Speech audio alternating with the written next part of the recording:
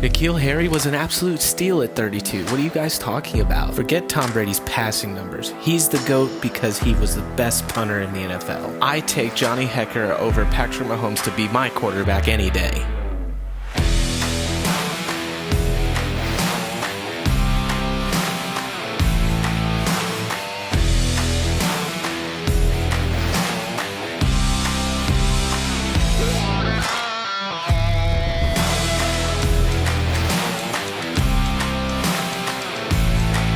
Welcome to the No Punt Intended Sportscast with your host, Parody 07. Welcome back to a special edition of the No Punt Intended Sportscast. I'm back here, as always, with the DAWGS. And yes, you heard me right. It's a special edition because we're not directly talking about the NFL this week. We are, in a way, talking about the NFL, but we're going to take a little different shift of focus. We're going to talk about college ball. I have a couple fans of our show say that they'd like us to talk about college ball. I'm not somebody who watches a ton of college ball. I have a few teams I enjoy. Obviously, my alma mater, Liberty Flames, go Flames, but they're not really a relevant team in the grand scheme of on the national level, right? You know, they're not talking about the Georgias, the Floridas, the Texas, and for whatever reason, UCF was always mentioned for no reason. But I figured we have a handful of information and questions, and LB especially, is being a former college player himself, has been paying very close attention to what's going on. So he's probably going to be the star of our show today, which he always is anyways, but we're going to go ahead and just kind of give a few thoughts on a few different things. Hound actually kind of brought up this point prior to the last session that we had. He brought up that there's a gentleman named Caleb Williams who we have mentioned a handful of times regarding our team's particular quarterback potential of the future. You know, he's kind of the consensus number one right now, even though there's some people in this sitting at this virtual table that actually might have a different opinion of that, which we might get into a little bit. But Caleb Williams thought he would take after DeAndre Hopkins and list out some teams that he would prefer to play for. Now, this is a little different because he's not exactly a free agent. But Hound, can you kind of give us an idea what's going on with this Caleb Williams character? And are we looking at the rise of the next Eli Manning Chargers pout fest and pity party that gets him shipped out into 2 Super Bowls? Yes. So Caleb Williams is kind of an interesting character. I think like all sports media has fallen in love with Caleb Williams. That's kind of like the main quarterback they always talk about in college, because, you know, USC quarterbacks always pan out. So Yikes. Caleb Williams, I mean, I have to say this. Okay. So Caleb, like the USC, they're 5-0, but I mean, they just beat Colorado at the time of recording this, but their first 4 games were against like super easy teams. The combined record of the first 4 teams they played against is 3-17. Yikes. So anyone can look good against those teams. But anyways, Caleb Williams thinks he's probably going to get picked pretty high, which, I mean, I'm not really questioning that. So there's been rumors about whether he'll enter the draft this next go around in 2024, or if he will play another season with USC. Now, none of this has been 100% confirmed. Now, he has mentioned, you know, he's going to be picky about which teams he's going to play with because he can make more money at USC if he plays another year than playing with some of these bad teams, right? So there was a rumor going around, and even like Total Sports Focus, Total Pro Sports reported, and a few different news agencies reported that that Caleb Williams has a list of NFL teams he would play with. Now, again, this isn't coming directly from Caleb Williams, but it's rumors that the 5 teams he would play for are the Cowboys, the Raiders, the Vikings, the Giants, and the 49ers. Which is an interesting list, I think. For sure. I mean, I don't know why the 49ers are on there. Anyone would play for the 49ers, obviously. Facts. Everyone would want to. But I think it's an interesting list. Obviously, the Bears aren't on that list because no one wants to play for the Bears. You just had to get your lick in. Yes, I had to get my yellow lick in. And there's also another rumor going around that apparently comes from his father that says that he's not going to be as picky as he makes it sound like because he won't pass on the draft if he knows he's going to go be the first pick. If he knows he's going to be the first pick, he won't pass it up, you know? So, but he prefers, and there was another list. There's even another list of what Caleb prefers in a team. Okay. And this is just what he prefers, you know, from like characteristics of a team, would be that a team didn't trade valuable resources to get him, which, I mean, okay. He wants an offensive coach or a veteran coach, and he wants a good offensive line and wide receivers, right? So that's what he's looking for in a team. So I don't know. Is this unrealistic for him to do? There's a lot of people who've been saying that this is kind of a red flag when you have a player who's kind of like being very picky about where he wants to go, that he kind of seems like a diva in a way. It sounds like it. So, I mean, yeah. I don't know what your guys' opinions on that is, but I'll let LB take the floor. What is your instant reaction to all that? Well, I don't know. The dude's incredibly talented. Gotta obviously state that first off. But like Hound mentioned, there's gonna always be a question surrounding Pac-12 quarterbacks, in my opinion, just because of the talent they have to play. And that shouldn't take away from his skill set. I think he is the most skilled passer in college football right now. I think he's a top 5 pick at the very minimum. I don't know, man. Like, first of all, good on you for getting out early and ahead of this. I think is a smart business move, especially with the emergence of NIL. The guy's gonna make a crap ton of money in college, whether he goes pro or not, and it's a way better lifestyle in college. You have a chance to hang out with your boys more. It's a way less stress-free environment. You have a chance to go win a national championship and really enjoy those college years, which I think a lot of people passed up on to go pro to get some money. But it's estimated right now that based on Caleb Williams' partnership, he's made around $3 million in NIL. And I would imagine that's on the low side. And I think going into next season, if he decides to stay at USC, that his value is going to increase dramatically. So I do think it's a smart business decision to say, hey, look, there's teams I want to play for and teams I don't. Because like you mentioned, no one wants to go play for the Bears. No one. If you go to the Bears, that was almost like going to the Browns back in the day. It was a death sentence for your career. You never had a chance. It's just a bad organization. And I think it's smart because the Bears have the first 2 picks.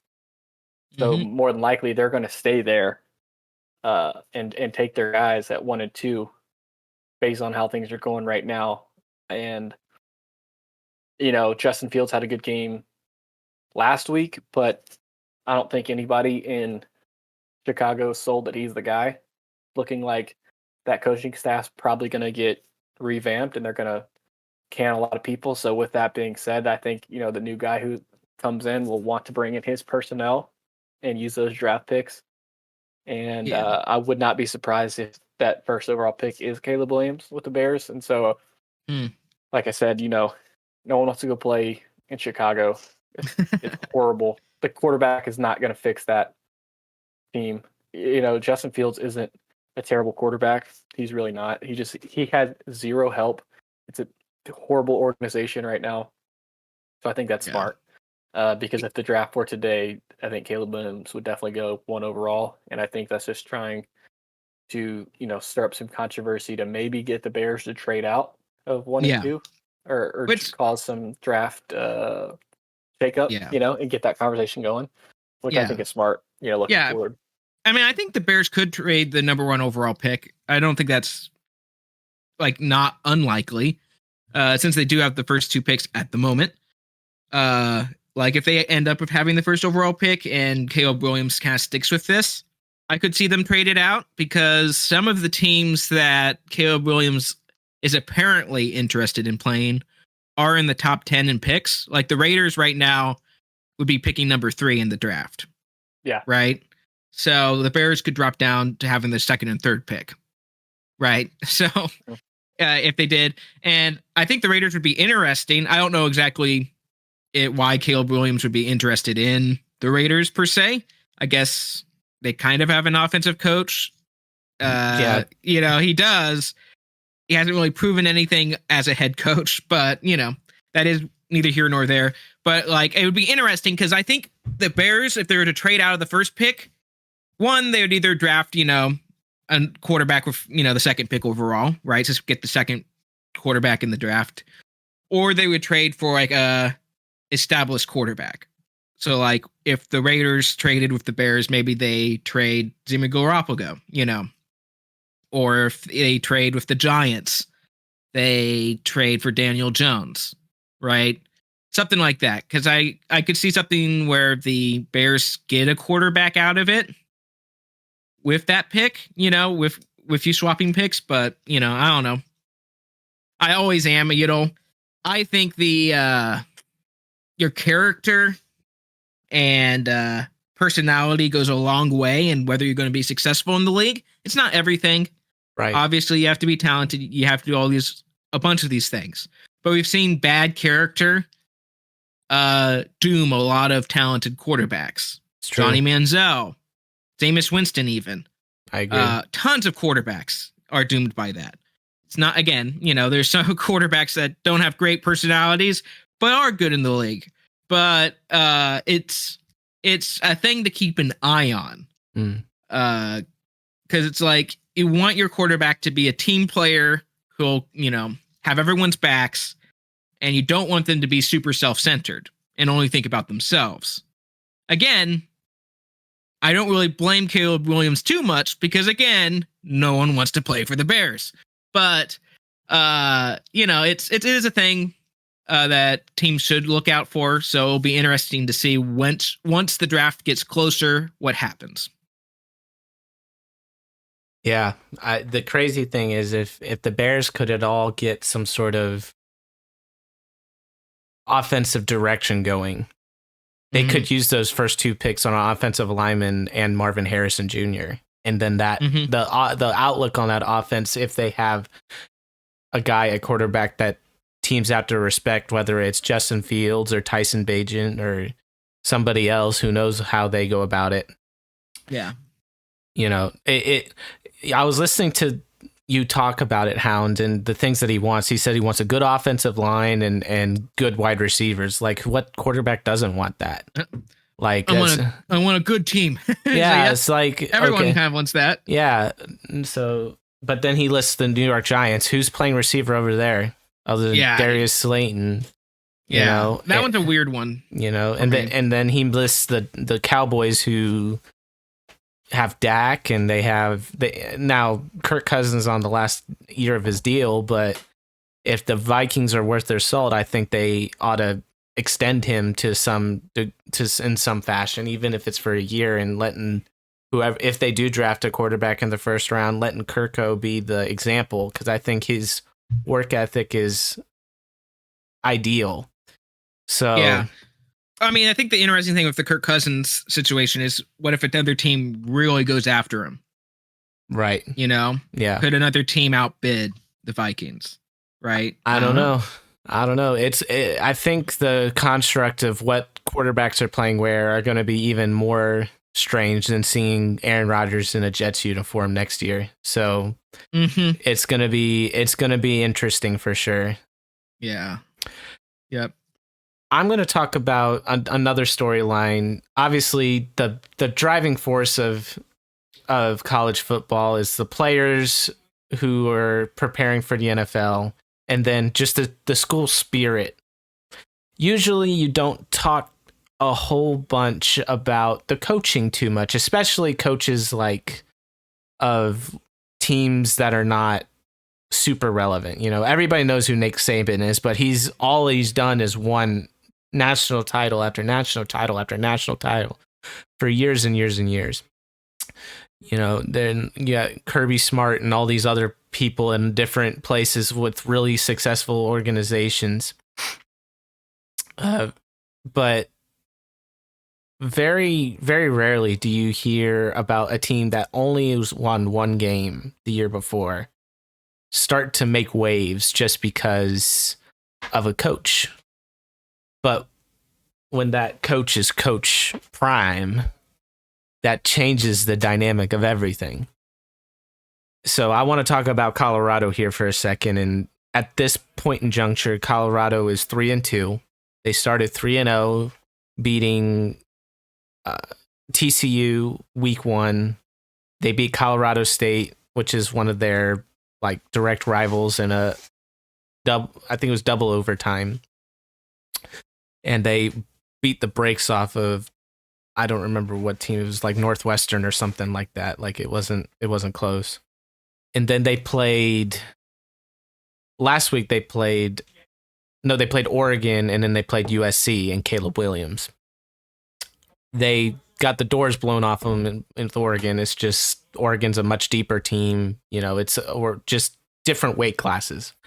But USC, Oregon's currently ranked 8th on the college football rankings, and USC is 9th. USC almost went into overtime with Shedeur Sanders on the other side of the field. One of Prime's children.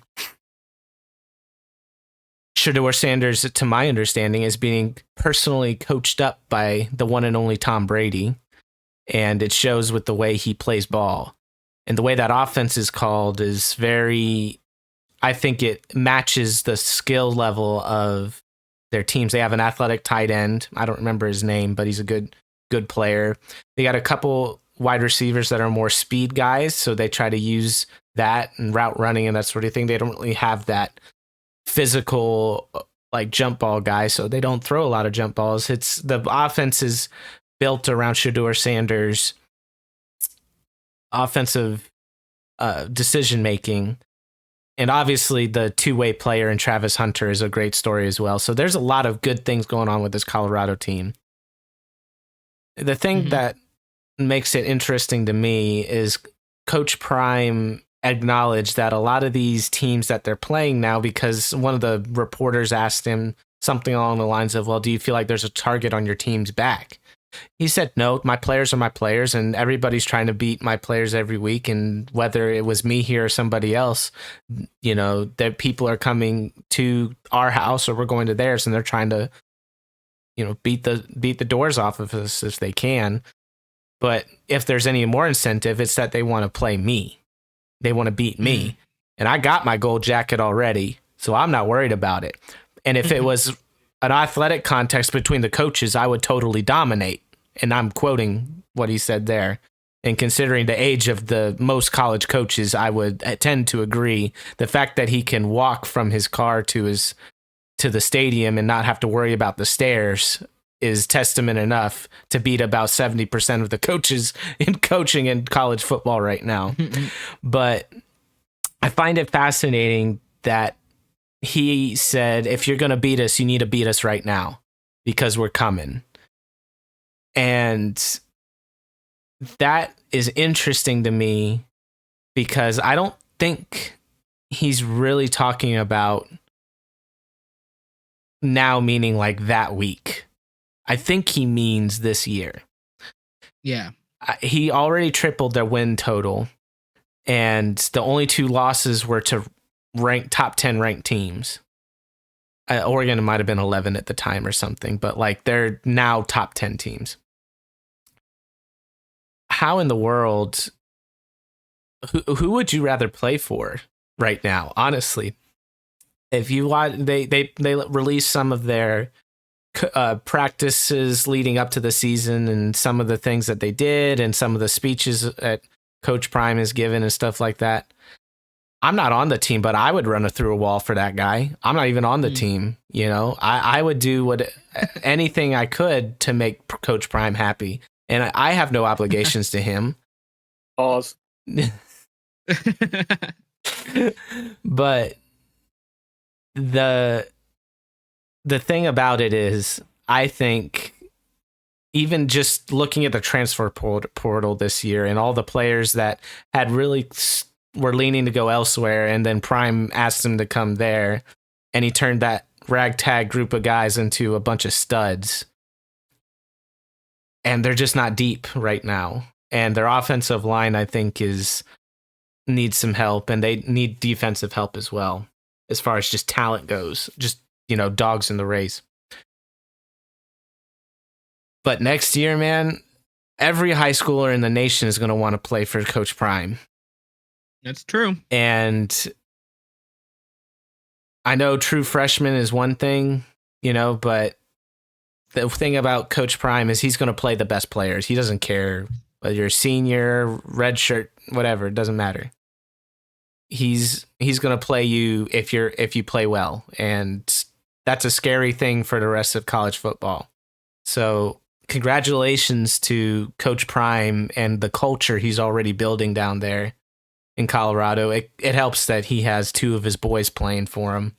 So they get coached up even when he gets home, I'm sure, in some form or fashion, even though he preaches to leave the football field on the football field and leave home at home. But I just appreciate so much how open, honest, and direct he is, and the way he's a very refreshing presence in college football. And I think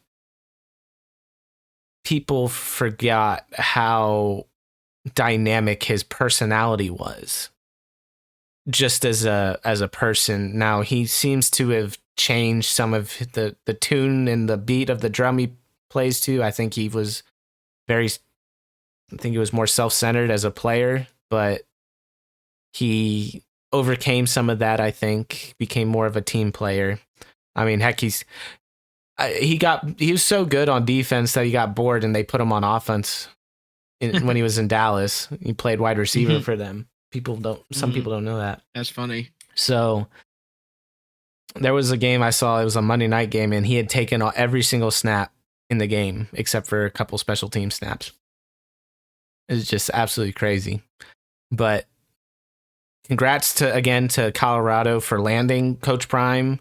And Coach Prime, congratulations to just the work that you're doing. I'm not picking you to win like any college playoffs this year or anything like that. I think your chances of that have kind of come and gone.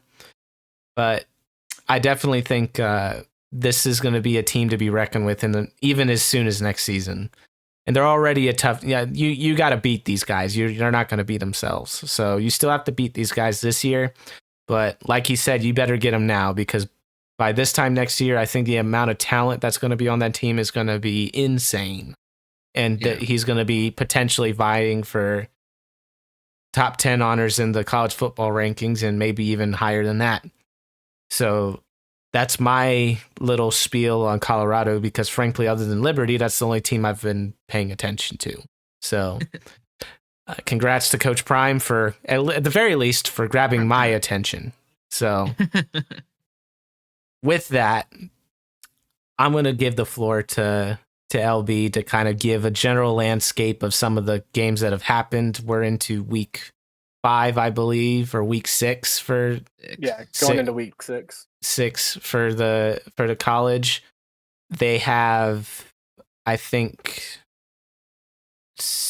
they have 6 weeks left or something like that, roughly 7. Depends on like if you play out of conference games, etc. Some teams have 5 weeks because they don't play out of conference game. Some teams fill their schedule with non-conference games, etc. But the it'll go through week 15, December 4th through the 10th that week. Then the Bowls games will begin on December 11th. Obviously, with the national championship being the last one of those. Right. Yeah, we're in the thick of college football season, and I don't think it's disappointed at all. I think it's probably exceeded some expectations in a lot of ways, and it's off to a hot start, I think. Excellent. So we'll let you kind of talk about the grand scheme of some of the powerhouses. I'm just looking at some of the power rankings here. I'm a little surprised at how high Florida State is ranked in particular. USC went down a little bit just because they almost lost. They didn't, but they almost lost. Not at all surprised to see Alabama falter after I know they lost to Texas, if I'm not mistaken. It was Texas that beat them. Yeah. And Texas is playing OU this week, so that'll be the game of the week, I'm sure. Oh, yeah. Big playoff implications in that game. For sure. So go ahead and just go off, dude. Whatever you feel is important to talk about, go ahead and talk about it. If me and Hound have any questions, we'll try to jump in and ask that question and let you explain it. But go off, dude. Let's hear about what we as casuals on the college front should be excited about and should look forward to come December. Yeah, man. So first off, up the bat, this weekend there's some really good games on the schedule. A couple top 25 matchups. The biggest one being Oklahoma at Texas. I think if Texas can win, I think they're going to find their way into the college football playoffs. If I'm not mistaken, as of the recording today, October 4th, that the Oklahoma game is Texas's last ranked game on the schedule. You know, things could change. There could be teams that get ranked afterwards, but in terms of, looking forward and kind of trying to project who's going to be in that top four, I think the winner of Texas and Oklahoma, they're going to have a really good shot at getting in representing the Big 12. LSU, number 23, taking on Missouri, number 21. I think that's going to be a good game. Missouri's kind of come out of nowhere this year. They're undefeated. And LSU, they've had a couple bad breaks, but their quarterback, Jaden Daniels, is playing well, and Missouri's just playing really good football all around. They had a big-time win a couple weeks ago. Their kicker set a NCAA record with like a 62-yard game-winning field goal, so that was awesome to see.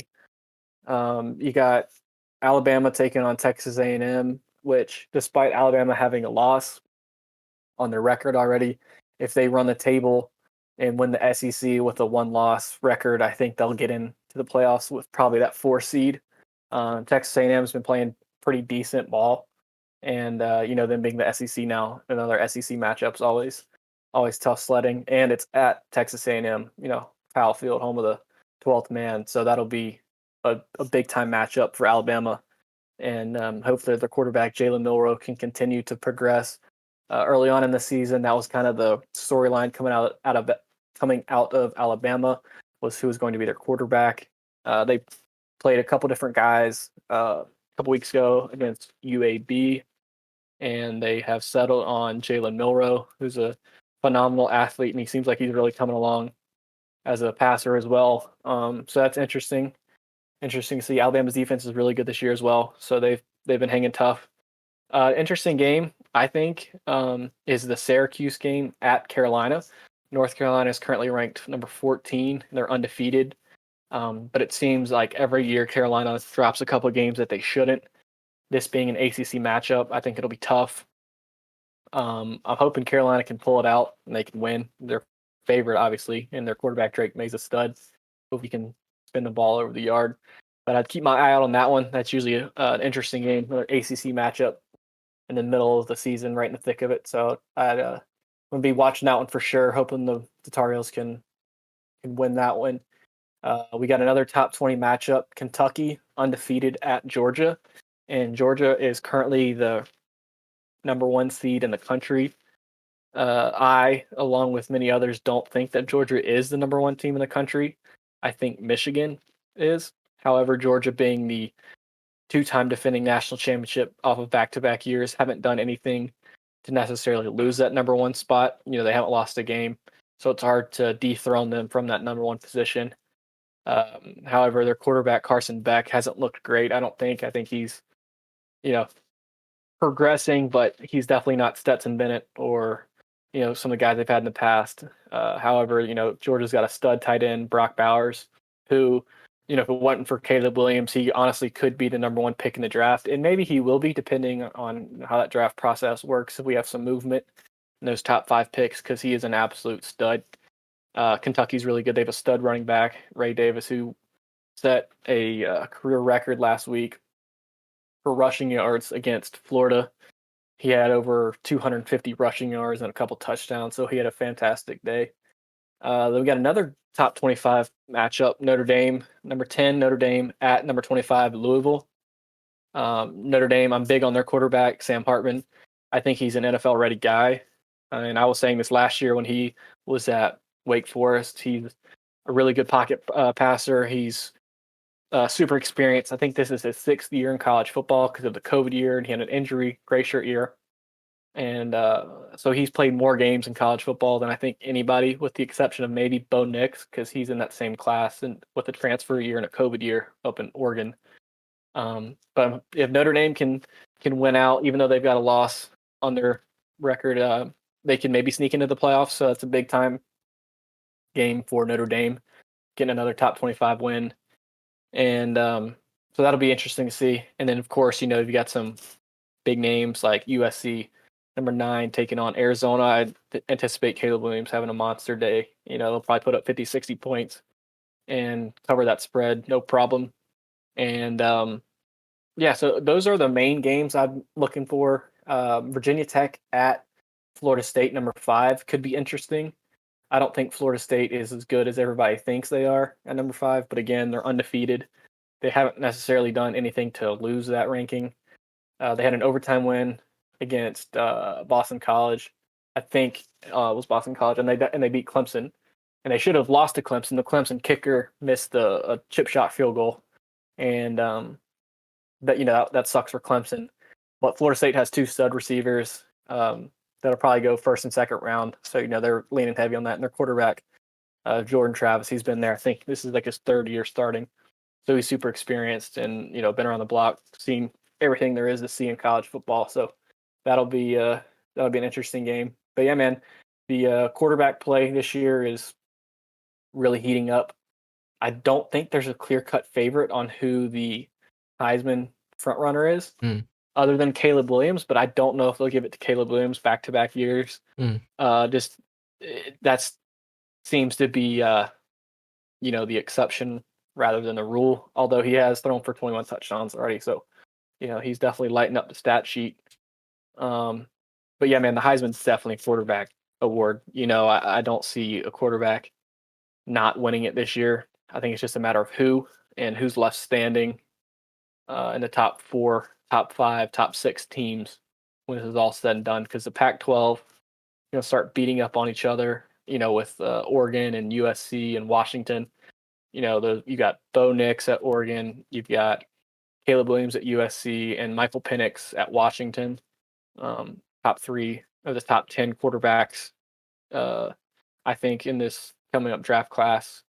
Oregon with Bo Nix, another guy who's not getting the respect he deserves. Oregon's got a big push right now for him to go win the Heisman, and I think he can really go do it. They've got a big time game coming up in a couple weeks when they face off against USC, so that'll have some big implications for both Bo Nix personally, but both program wise in terms of top 10 seedings and who's going to make a run at the playoffs.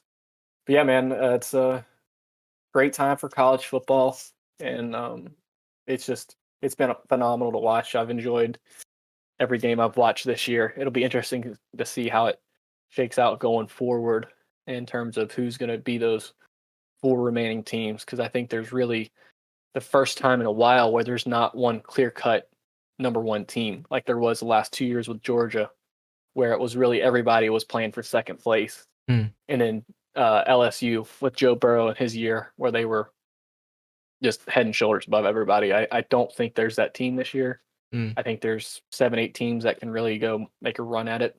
It's just a matter of who's gonna be left standing, because they're gonna start taking each other out, especially in the Pac-12. For sure, yeah. And this might be the first year where we don't have Alabama joining Yeah, basically where it's Alabama and Georgia taking 2 spots of the 4 spots available in the college playoff, and we're just wondering who else is going to join them there. You know, the last few years has just felt like, okay, well, it's going to be Georgia, Alabama, Ohio State, and then just somebody else who's going to end up surprising somebody and beating one of those teams. So this year it doesn't feel as, like you said, it doesn't feel as one-sided and lopsided as some of the other years. Texas is really, really good.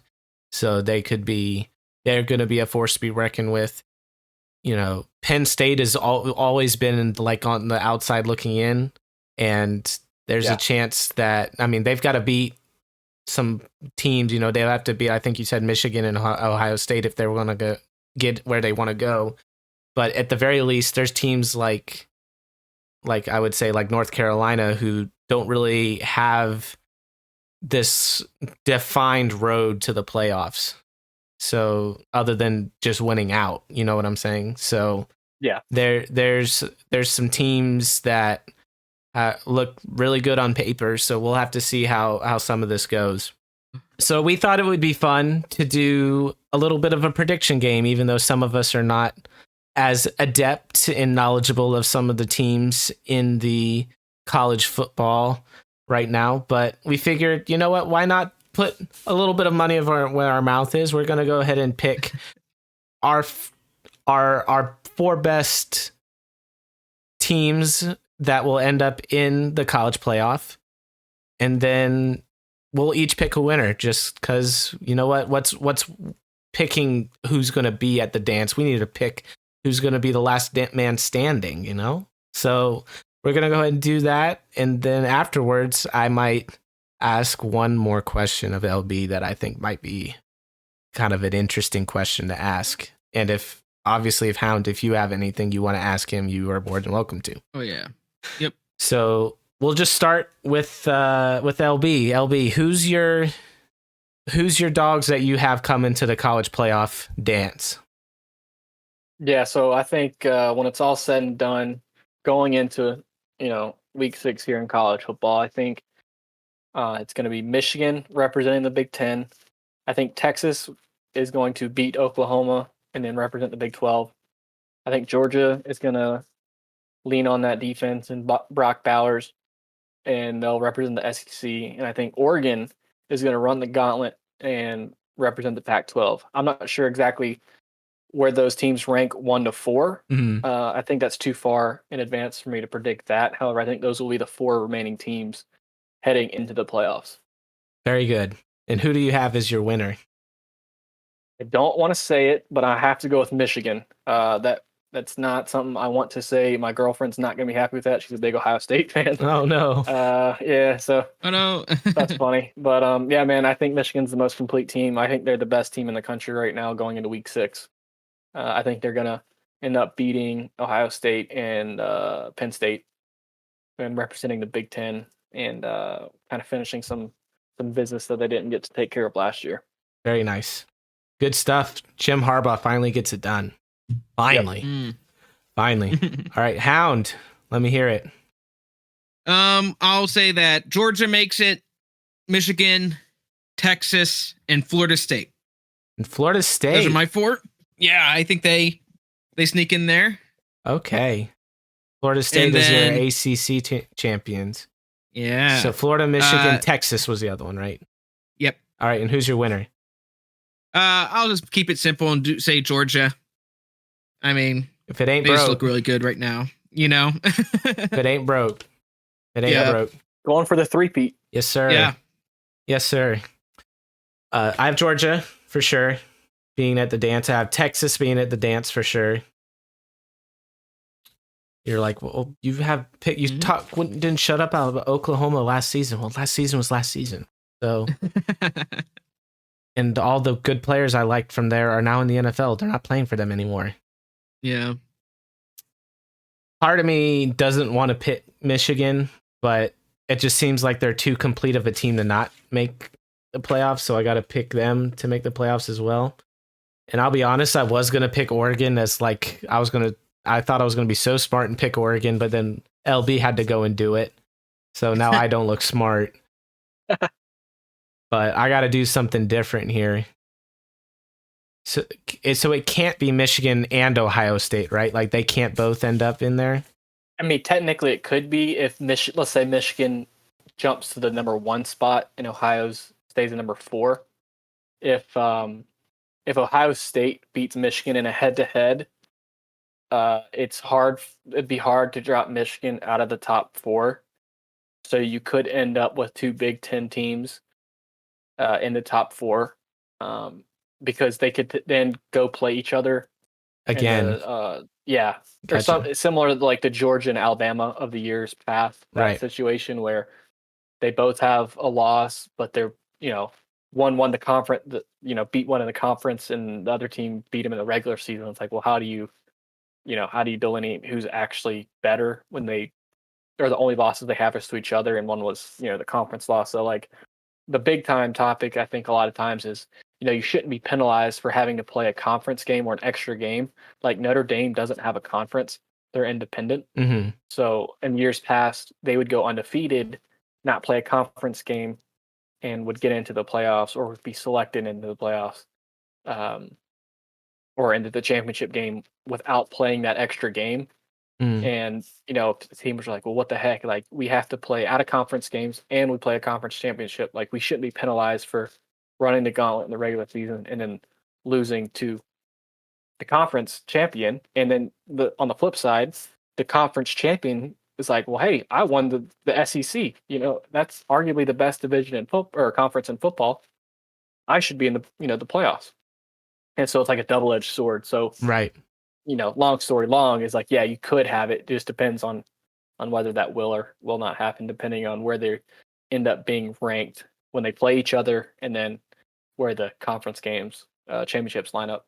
Yeah, a lot of these problems would be solved if they allowed 8 teams. Just saying, Yep. or 16, one of the two. I think Yeah. they seem to do things in baby steps. So, but I think an 18 playoff would be really hype. Yeah. So, Yeah. But I actually am I'm going to go with the way that it is now. I'm going to say that situation plays out. Michigan ends up taking the number 1 spot.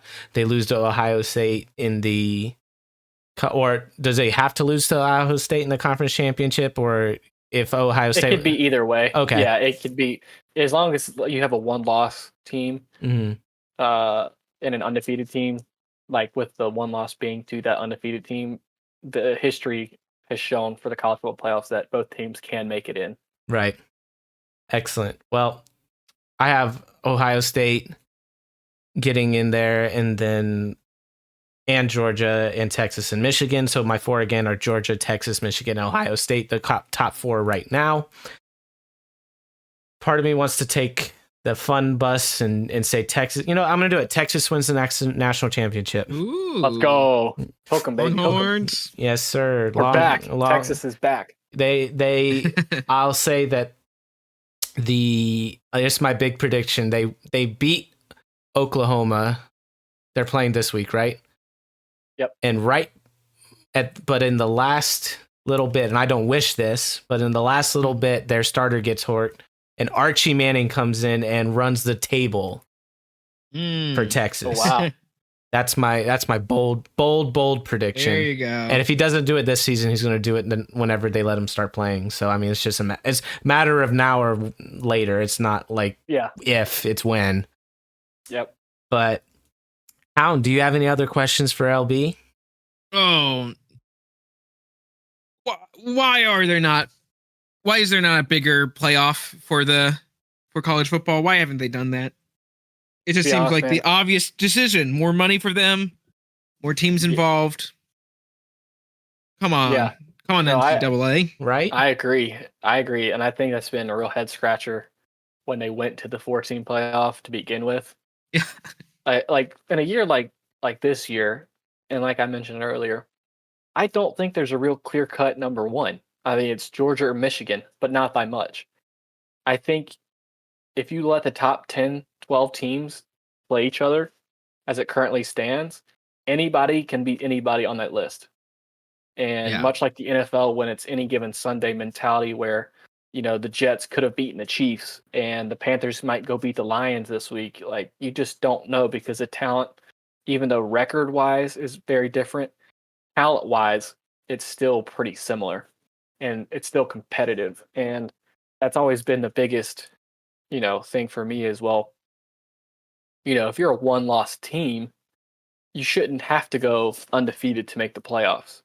I mean, that is so Yeah. hard to do, and it's dang near impossible. There should be some margin for error, and much like the NCAA March Madness tournament, that tournament alone, if I'm not mistaken, makes like $1 billion It's a lot. in terms of everything that goes into it. I think with expanding the college football playoffs, it's only going to further the ratings. It's giving more teams opportunities to go play on these big stages and grow their program, get exposure for their schools. I think it helps everybody involved. I don't know why the 4-team was ever the model, other than like Guy said that the NCAA likes to do things in baby steps.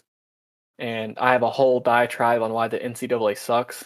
We can save that for another show, but I think that's partly to do with it.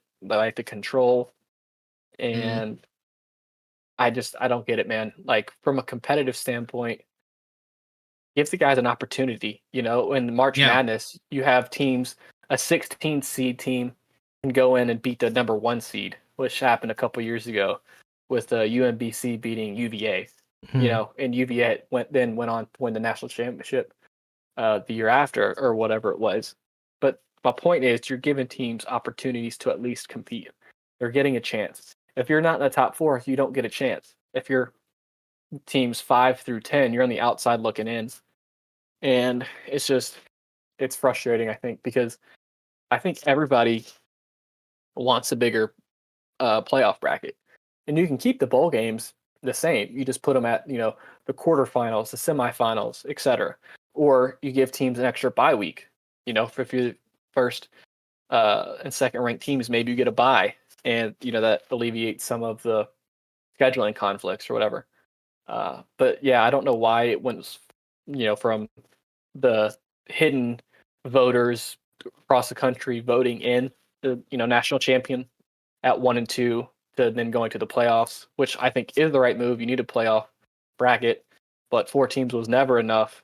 And on a year like this year specifically, I think that 4-team limitation is going to hurt a lot of teams with 1 loss or maybe even undefeated, but still don't get in for maybe conference bias or strength of schedule bias, close wins versus big wins, etc. It's just very mind-boggling. For sure. Yeah, I think college sports, even though it doesn't, sometimes it feels like, to me anyways, that the consensus is that, because there's so many like of these games that are like these really good teams against teams that just are not on the same fighting class.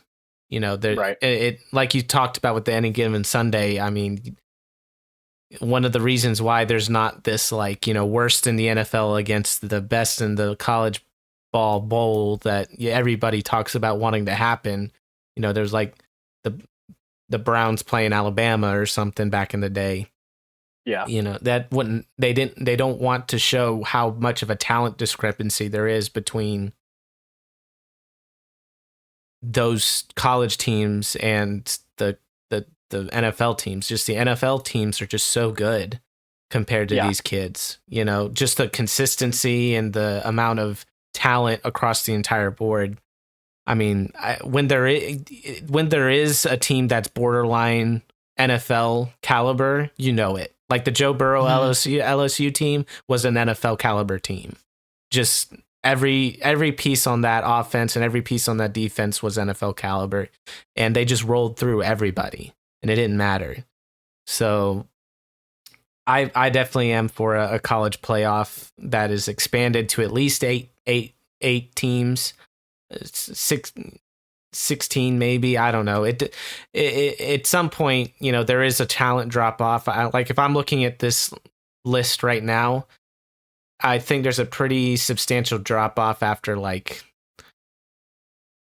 don't know, I guess USC or Notre Dame, is kind of, so that's at 9, 10, at least where they have this list ranking right now. Alabama's at 11.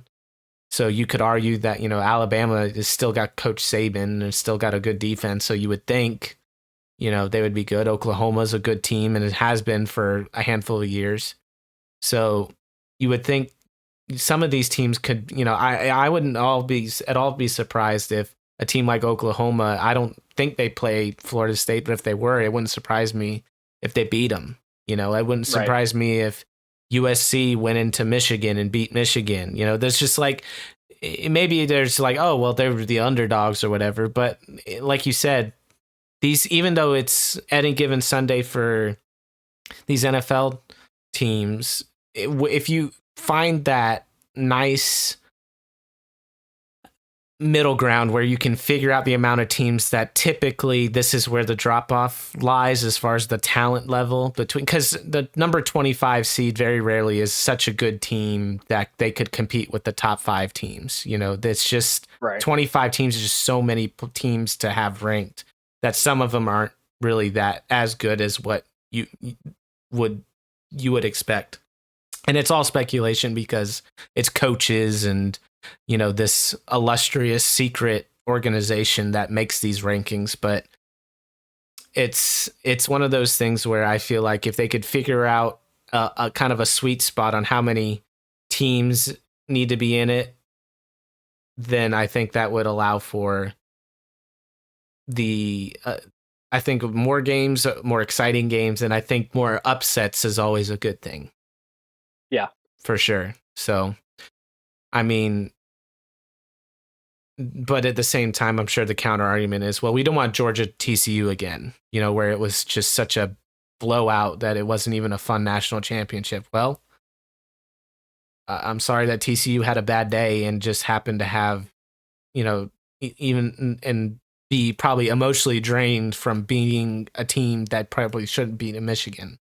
So it's just, and that goes to mental fortitude, and these teams and these players would be even more prepared for the NFL because of it. So there's not really anybody losing here except for maybe, I don't know, Wheel of Fortune or something that doesn't get an extra Monday night to have their show aired at 7:00. I don't know if that's, I really don't know why they don't expand it, but thanks again for doing this, guys. I think this was a good time. I was a little hesitant to do this because I'm not as knowledgeable on some of this stuff. But before we go, last little thing, LB, I want to know, you've got your eyes and ears all over a bunch of these teams.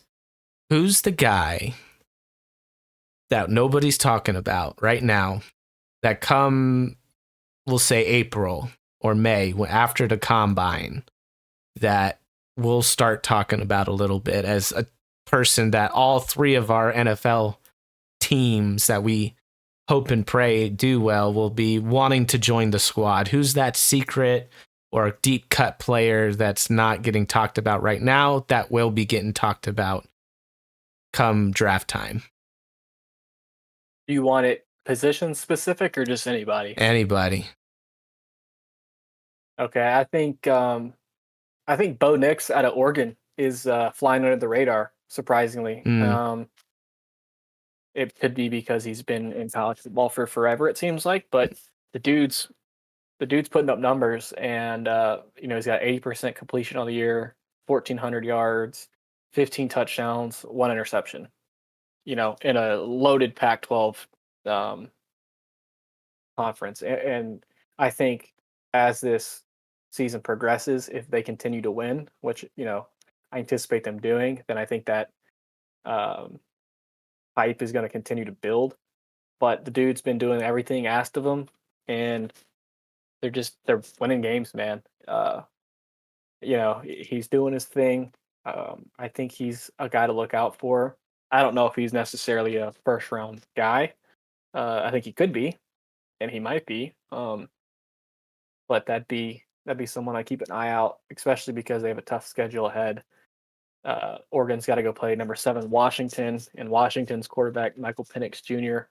He's leading the entire country in passing yards. He's basically thrown for 2,000 yards through 5 games. Wow. And then Oregon has to play number 13 Washington State, and then they're on the road against number 18 Utah. They're at home against number 9 USC, and in their season they play at home against number 15 Oregon State.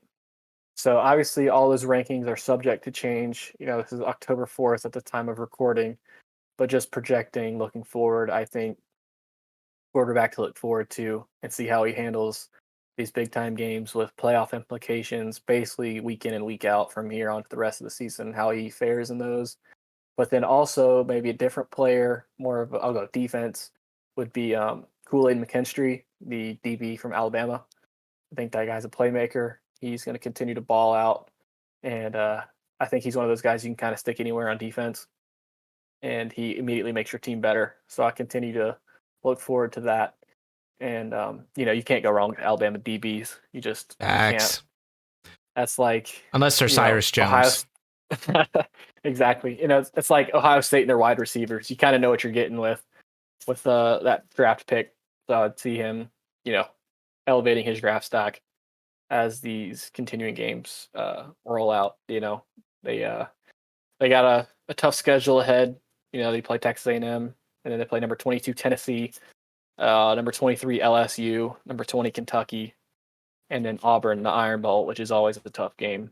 One of the best rivalries, if not the best rivalry in college football. So I'd look for Kool-Aid to do his thing and continue to ball out. Heck yeah. Good stuff. I've heard of Bo Nix, but I had not heard of that Alabama corner. So we'll hopefully New England won't need a corner again. I think hopefully Gonzalez will get healthy, but and maybe JC Jackson sticks around. Who knows? Maybe there's then we'll see. We'll see. All right. Thanks again for listening, everybody. And thank you, LB, for kind of taking the lead on this one. This was a good time. I appreciate you kind of breaking down what's going on with some of this stuff. If you guys enjoyed this, feel free to leave a comment. Maybe we'll do, after another 5 weeks, we'll do another one of these and kind of update our opinions and that sort of thing. And if you want, then that means I have to watch even more football. Oh my gosh, that would be so awful if I had to watch more football. Oh no. Yeah. But if you like this type of stuff, or if you have questions, feel free to leave a comment on the video or comment on one of our Instagram posts. Don't forget to follow the Instagram, like the video, subscribe, all the fun stuff that we always beg and plead for. Until next time, ladies and gentlemen, thanks for listening. Thank you for listening to the No Punt Intended Sportscast. Be sure to check out the Thinking Hound and to like, share, and subscribe.